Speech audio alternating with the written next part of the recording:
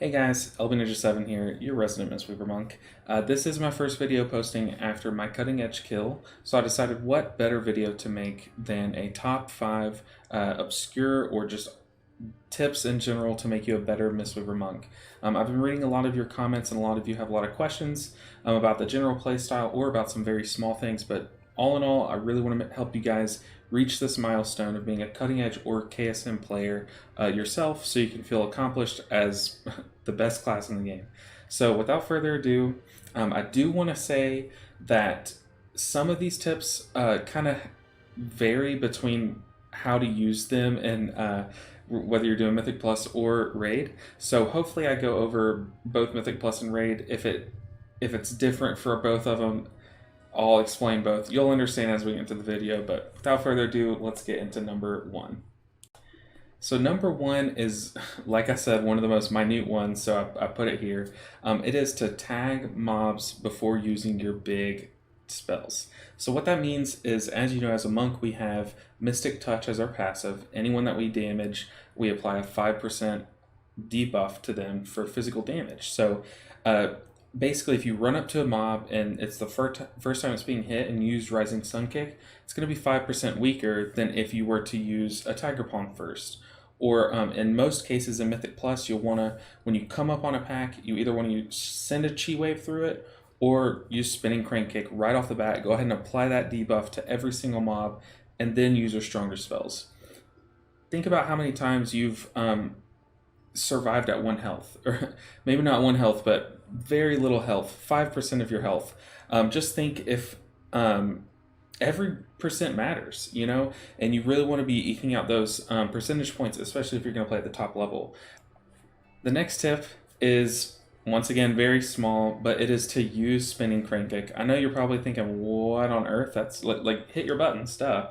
But no, Spinning Crank Kick is our only AoE capability within Mythic Plus. So for Mythic Plus in particular, you're going to want to just hit it as much as possible. Basically, you'll push keys and you'll find that no one likes Mistweavers because we don't do damage. But we do, it's just we have to be slamming that Spinning Crank Kick button. That's not the only reason why I put this tip on here. Spinning Crank Kick does have some utility. I know, that's weird to say, huh? But like I said in the first tip, it can apply Mystic Touch. But also, the most important thing is it has longer range than our Blackout Kick, than our Rising Sun Kick and Tiger Palm. It is technically a ranged kick. It's very weird. But whenever, like you see on the screen, there are puddles blocking you from punching and kicking the boss or something like that, things are slightly out of range. Instead of being caught with your pants down, spamming Tiger Palm or Blackout Kick until it works, just press spinning Crank Kick. It will hit them from range and keep you out of danger, and especially versus affixes like Spiteful, when those ghosts are chasing you, you can stay just out of range of them, backpedaling while pressing Spinning Crank Kick, and you can damage them without taking damage yourself. The third tip is to use Essence font correctly. I see this being done a lot. A lot of you have posted or given me some videos that you've submitted for me to rate or just to talk over or just help you with your gameplay, and I've helped a lot of you guys based on your words. And one big issue that I saw is that you were using Essence font incorrectly. So in a raid scenario, Essence font is our strongest spell. It should be your top heal basically always. It just does so much healing.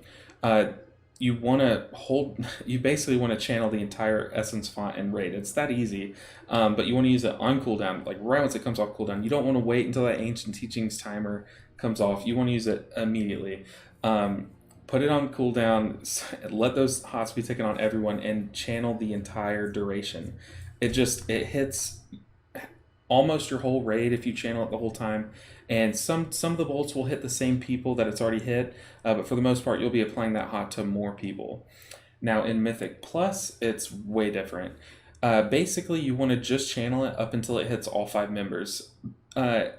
Whenever a bolt hits someone, it does hit them with a mastery proc, but you will get more out of your healing in a 5-party raid or a 5-man raid or group. So basically Mythic Plus, if you just channel it for as quick as possible, cancel it with either a spinning crane kick, like the last tip. You can cancel it pretty easy with that, or just any other spell. Just cancel your Essence Font as soon as possible. You'll see you have hit everyone with the Mastery Bolt and you've applied that hot.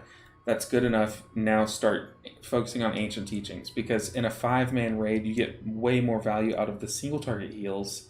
Because if you top one person up, that's a fifth of everyone's health bar that you're healing. Whereas in a raid, if you kick something and top one person up, that's a 20th of the raid. But Essence Font is just so much better to channel in raid than it is in Mythic Plus. You just want to spend it a second casting it in Mythic Plus, and then get back to punching and kicking, get back to spinning crane kicking to get those big damage numbers in Mythic Plus.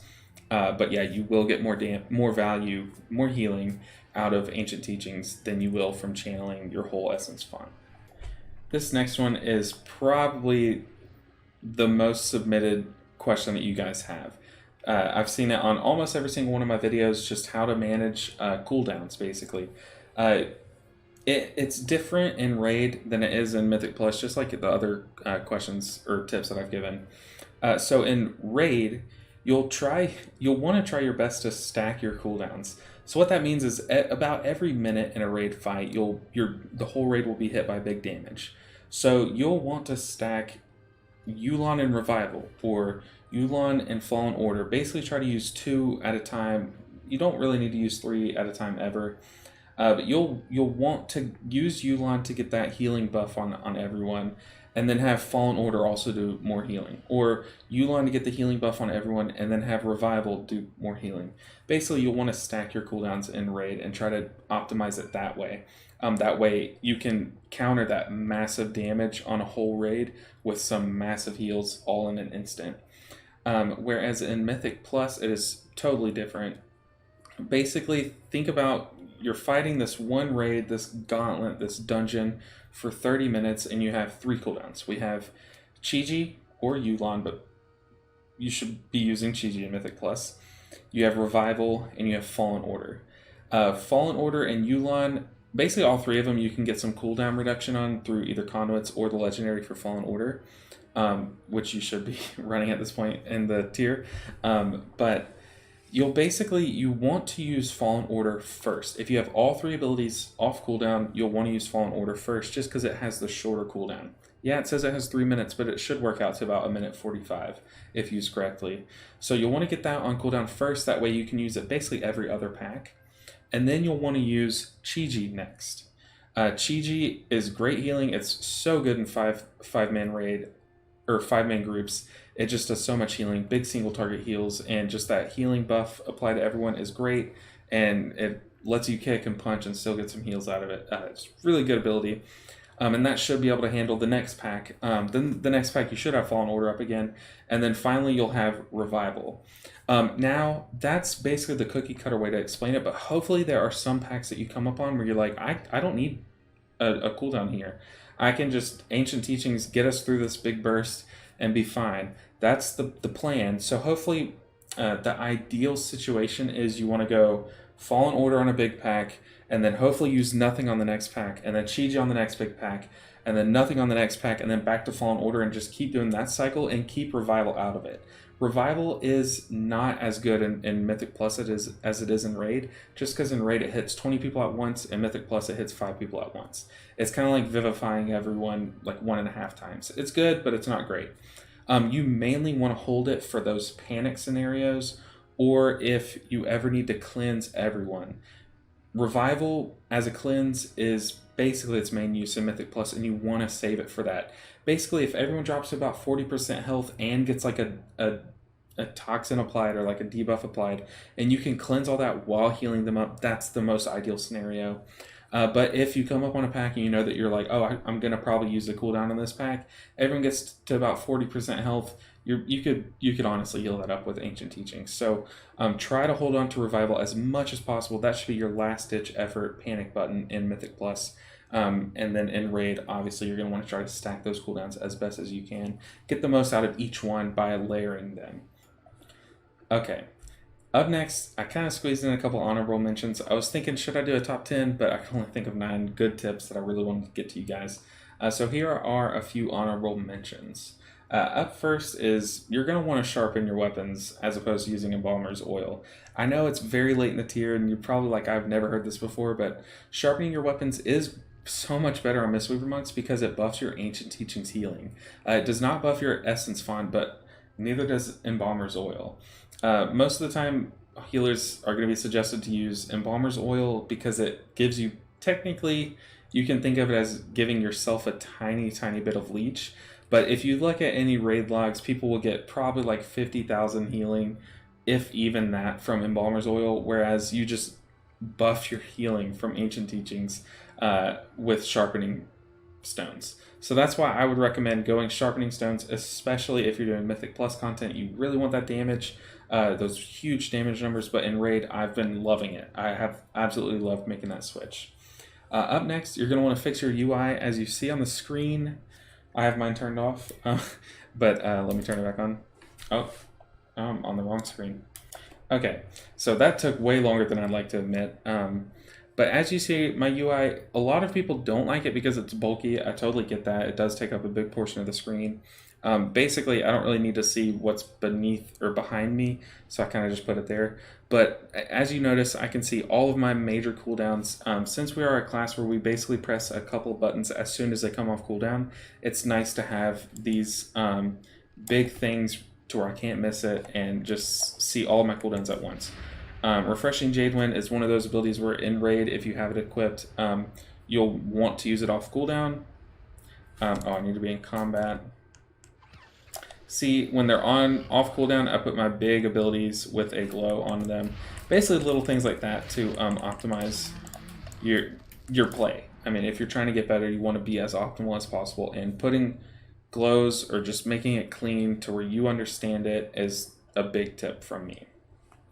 Up next, I want to give another very small tip. It is another honorable mention, but it's to use Thunder Focus Tea only with Rising Sun Kick.